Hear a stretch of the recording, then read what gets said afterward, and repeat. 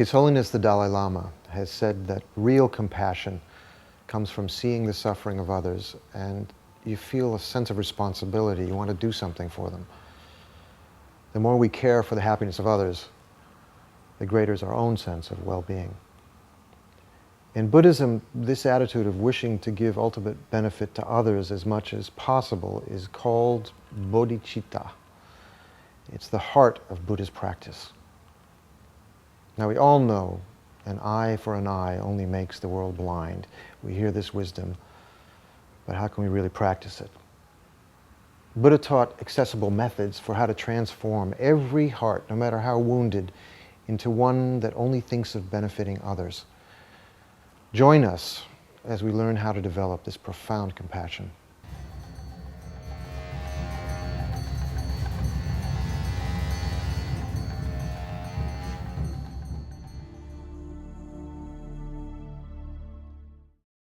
At the beginning of each of our teachings, we have been setting an appropriate motivation. That motivation has been the wish to achieve enlightenment in order to be able to benefit all living beings and lead them to enlightenment as well. This intention, this wish, is actually the mind of Bodhichitta and is known also as the mind of enlightenment.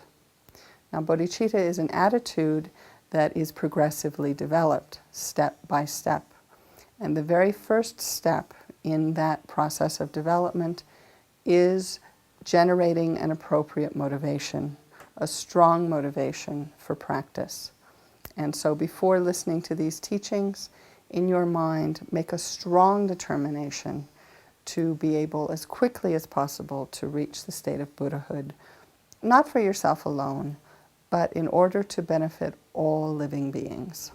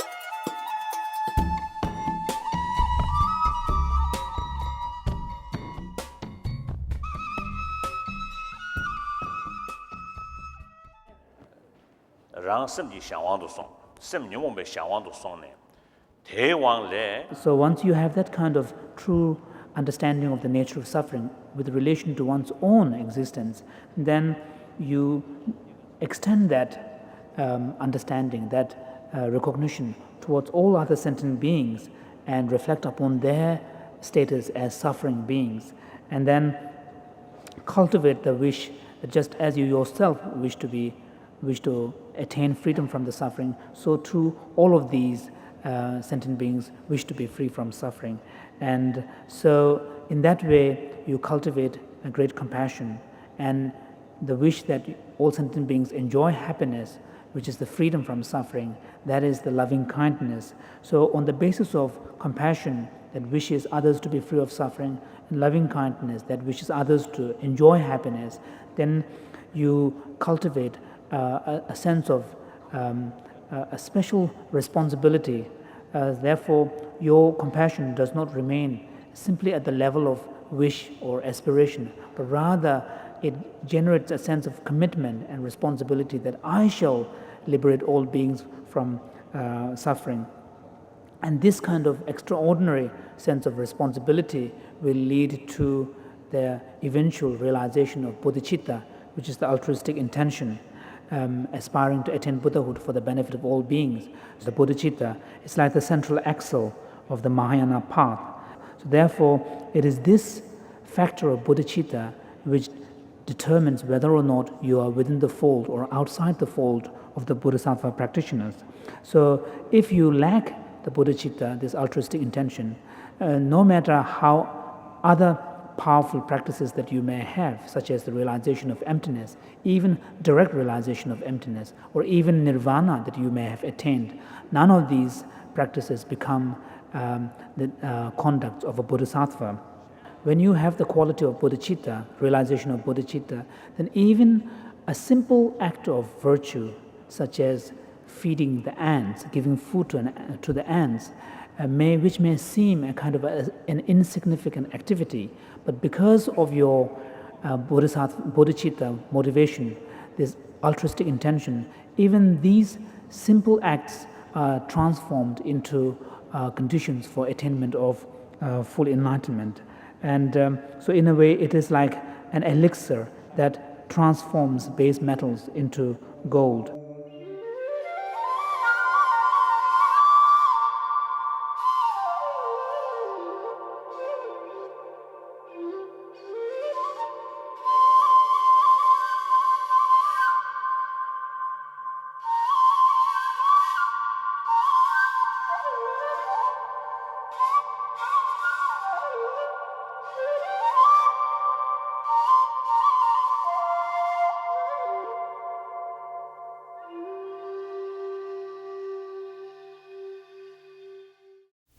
I think answer for everything. I think that's the compassion, bodhicitta. The purpose of my life is not just to achieve happiness for myself, free myself from my own problems, sufferings. Purpose of my life is to benefit others, other sentient beings who are numberless. So I must free them from all the suffering causes and bring them to enlightenment. So when you generate this thought, this attitude of the bodhicitta, total benefit of others, so it brings so much peace, contentment, fulfilling in your heart. Makes your life so happy. So usually there's two ways to develop bodhicitta.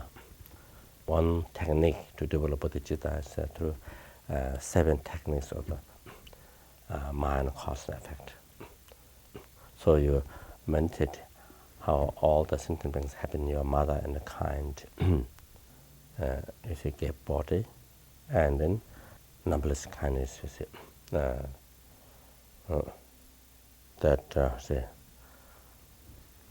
protect one's life from dangers. The numberless kindness gave education, numberless kindness,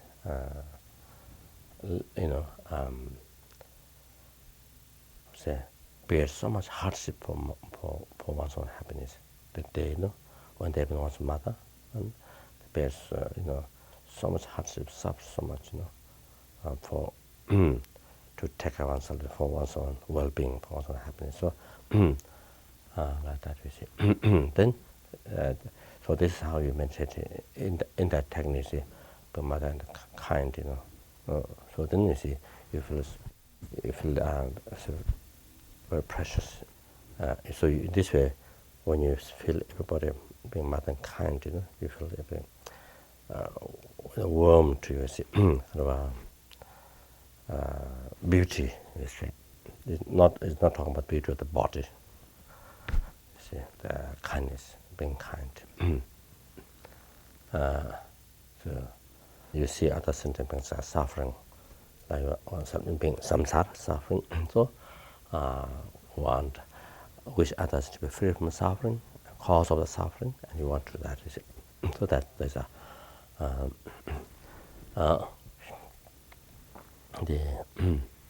when you take the responsibility on yourself, to cause happiness others, that's the mahana, the loving kindness. And this is my turn. This is my turn is to help them. So I must free them from all. You see, I will free them from all the sentient beings, with all the sentient beings without exception, from all the suffering and causes, bring them to enlightenment by myself alone. So you take the full responsibility on yourself. Then, the success of that, there's no other way except first myself to achieve enlightenment. so that when that thought rises naturally, day and night, you see, without any effort, just while you are, eating, walking, and this thought naturally rises. Like the you see, mother whose child fell in the fire or drowned, you see, in the river or you see, oceans, something like that. Then mother, while she's eating, while she's walking, all the time, constantly she think of that child to save. You see, that without any effort, just continuously. So that is thought to, and then you see, so like that you see, thought to achieve enlightenment. To free the sentient beings from all the suffering causes and bring them to enlightenment. So that time the one has a realization Bodhichitta. So, but without Bodhichitta, we can't achieve enlightenment. So you can see now clear, without compassion, cannot achieve enlightenment yourself, and cannot enlighten. You see, cannot liberate all the sentient beings from all the sufferings and bring them to enlightenment. Cannot be profitable to the sentient beings. So therefore, it's now here the compassion is the most important thing in the life.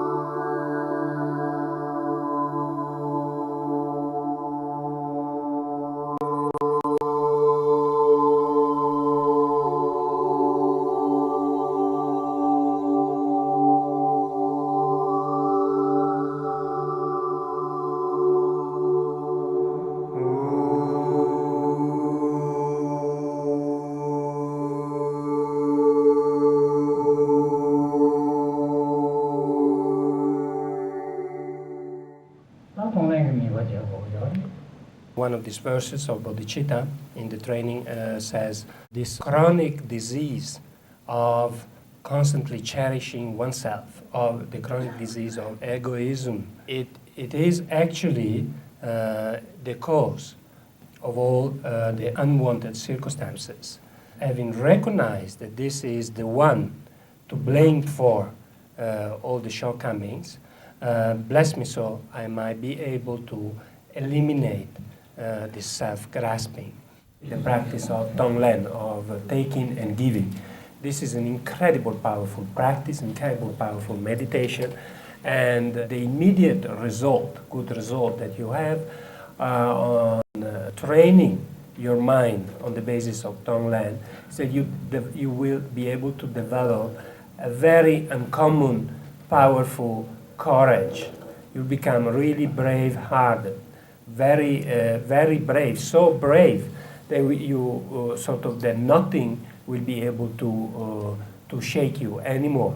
You become as brave as being that kind of courage that you are sure you can take upon yourself the burden of all sentient beings, and you're able to give to all sentient beings whatever they need from yourself alone.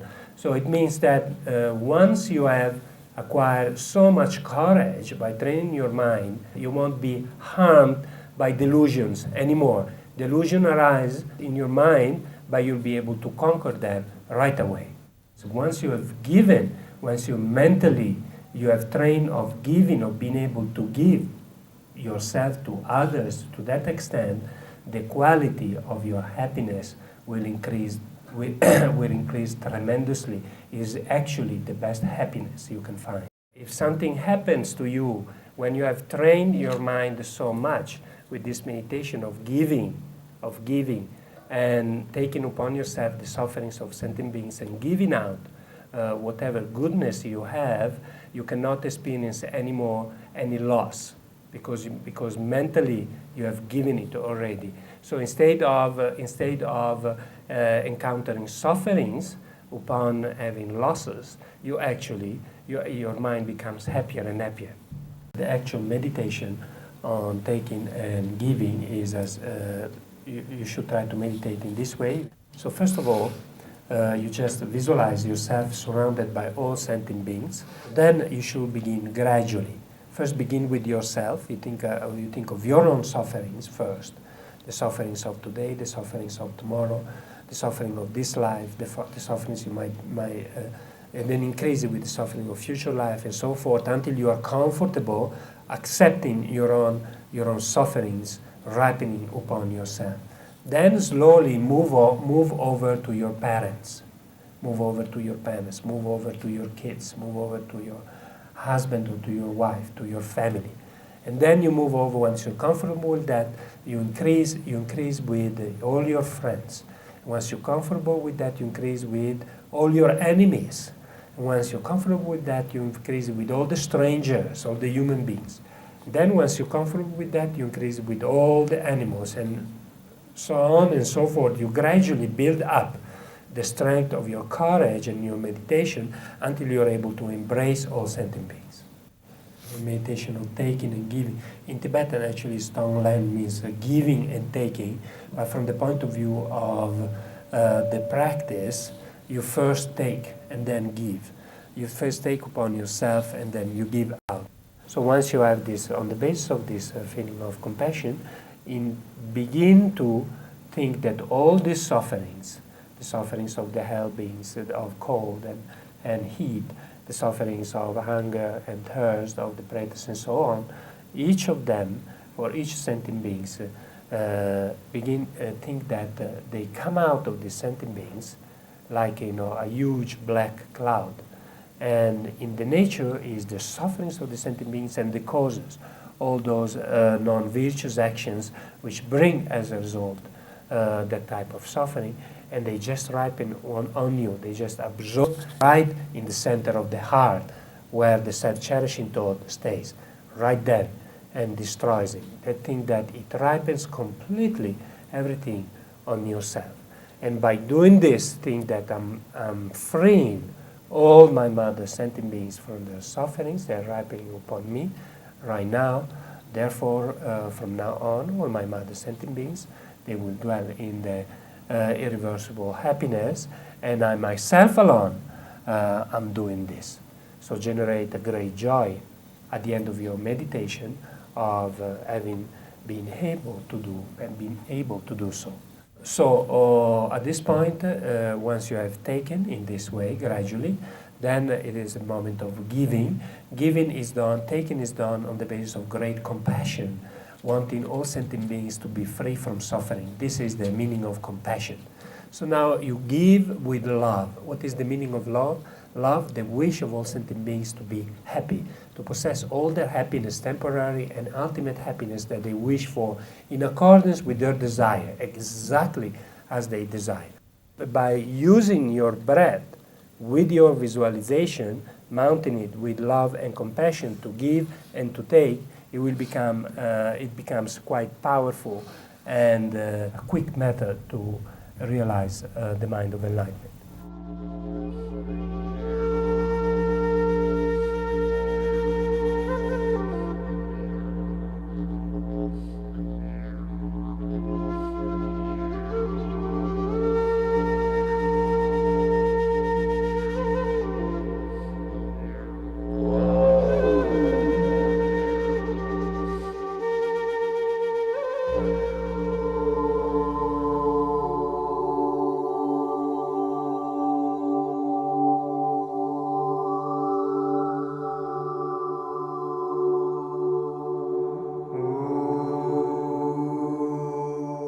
There's no question in my mind that bodhicitta is the root of all, the foundation of all practices.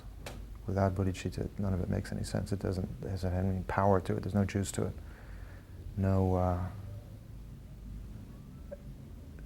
From my experience, there's no transformative effect to meditation without developing compassion.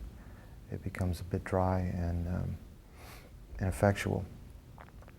And it creates a kind of cool detachment, which I don't think was the purpose of the Buddha's work.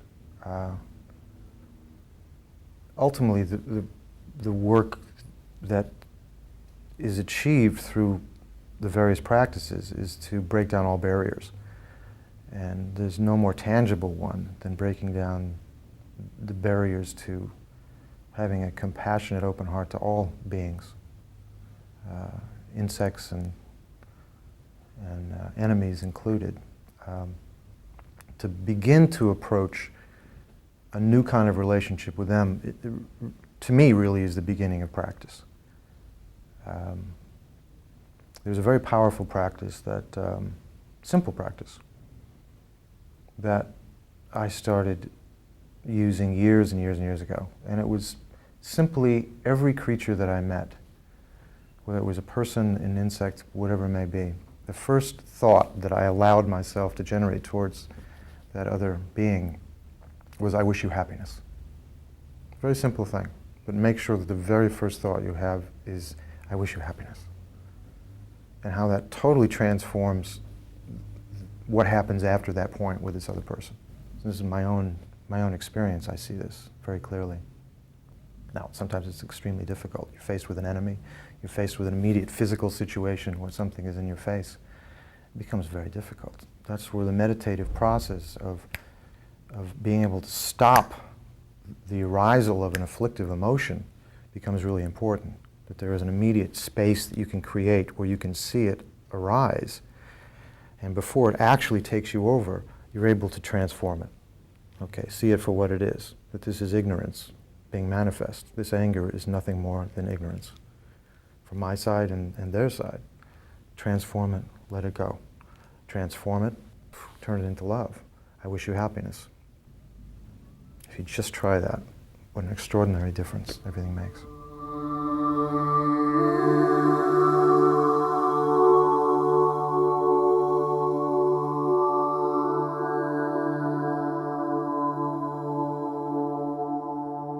Giving birth is an amazing experience, and for me the pain was so intense that it really allowed my mind to focus in a way that I very rarely, if ever, can otherwise. And so during the process of birth, when a contraction would come and it would just be so intense and so painful, that was really the only time I've ever been able to practice Tonglen in a way that I felt like it was really powerful, and it was really affecting my mind, and it was the only thing that allowed my mind to get through that process. Because if I would freak out and lose concentration for a minute, the pain would just be so overwhelming I couldn't handle it.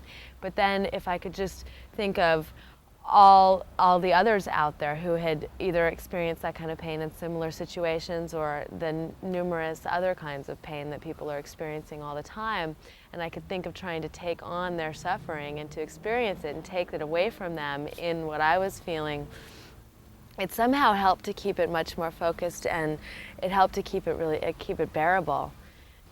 I got a tiny taste during that process of how powerful Tonglen can be, and how amazing, like if you really practice that all the time, and you just, or as a regular daily practice even, it would just change how you viewed the world so much. And then I think as a parent, you start to get a little opportunity to do that in the waking time. It's probably in practice, in being around my daughter, that's probably the only time really that I'll have a desire and she'll have an opposing desire, and I'll give in and do what she needs before I'll do what I need. And so it's nice to see that. And it's amazing to imagine what it would be like to have that feeling towards every other being, you know, on the planet. And you can see some of these teachers that do have that feeling towards every being on the planet, and it's amazing.